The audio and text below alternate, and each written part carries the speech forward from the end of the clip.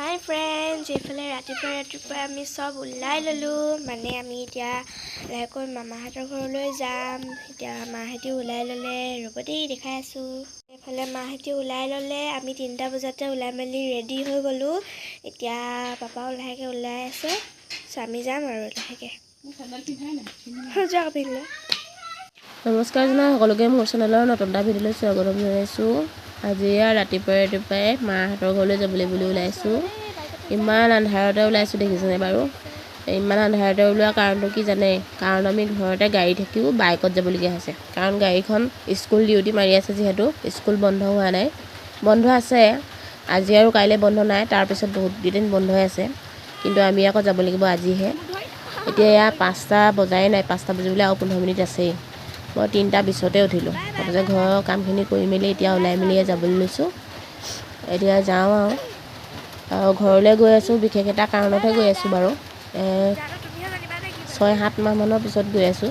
এয়া এতিয়া আমি যাবলৈ লৈছোঁ। এয়া আমাৰ তিনিআলি পাইছোঁ আৰু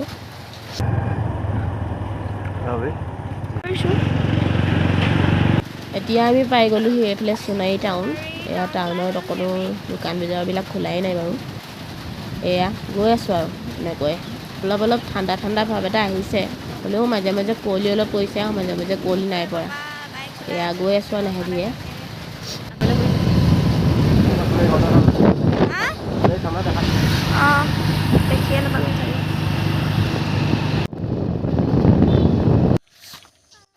এতিয়া এইফালে ইমান দূৰ বহি মেলি ভাগৰ লাগিলে যিহেতু, আৰু এইফালে অকণমান নামি লৈছোঁ। জানিছে আৰু কেলৈ নামিছোঁ। এয়া অকণমান নামি লৈছোঁ, খালী কৰি লৈছোঁ পেট মুৰবিলাক। এতিয়া আকৌ যাম মই এতিয়া দেই।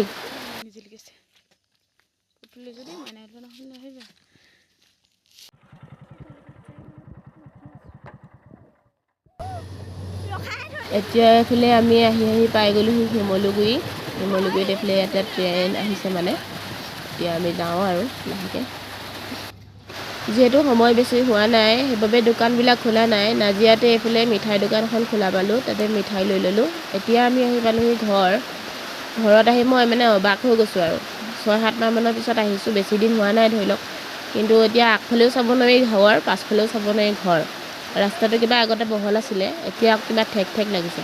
এতিয়া আমি পাওঁতে 7:30মান বাজিছে। এই ওচৰৰে নিচাহঁতৰ লগত কথা পাতি আছোঁ।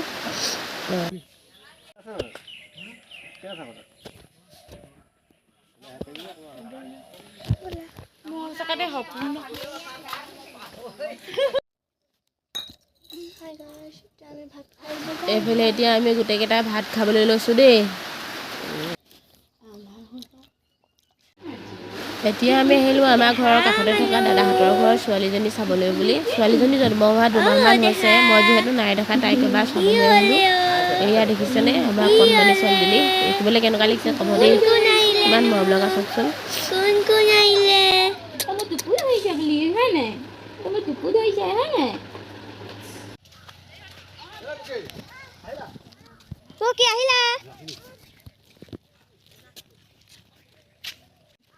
এতিয়া আমি যাবলৈ লৈছোঁ সকামলৈ বুলি। যিহেতু আমি সকাম খাবলৈ বুলিয়ে আহিছোঁ।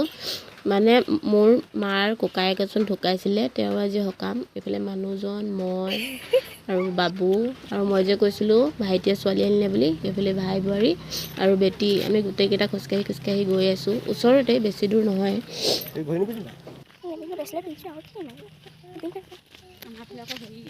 এতিয়া এইফালে আমি আহি পাই গ'লোহি সকামৰ ঘৰত।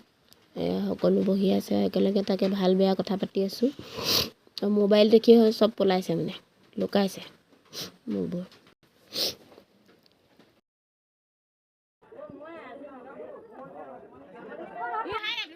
আৰু এইফালে চশমা পিন্ধি থকা এগৰাকী হৈছে মোৰ মাৰ বায়েক, আৰু কাষত বহি থকাজন হৈছে তেওঁৰ ল'ৰা। আৰু কাষত বহি থকা দুজনক মই চিনি নাই পোৱা বাৰু।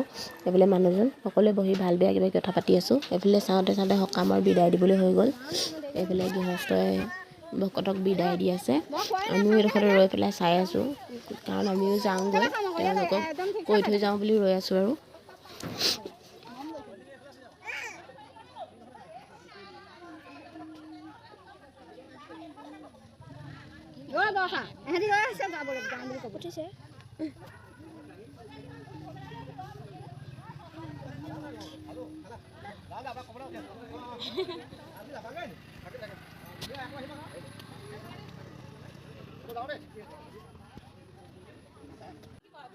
এজনে হ'ল মোৰ মাৰ ককায়েক, এওঁৱে ঢুকাইছে, ভালকৈ ফটো ধৰিব পৰা নাই। এতিয়া আমি সকামৰ পৰা আহিলোঁ, ঘৰতে গোটেইকেইটাই মিলি কিবা কিবি কথা পাতি আছোঁ।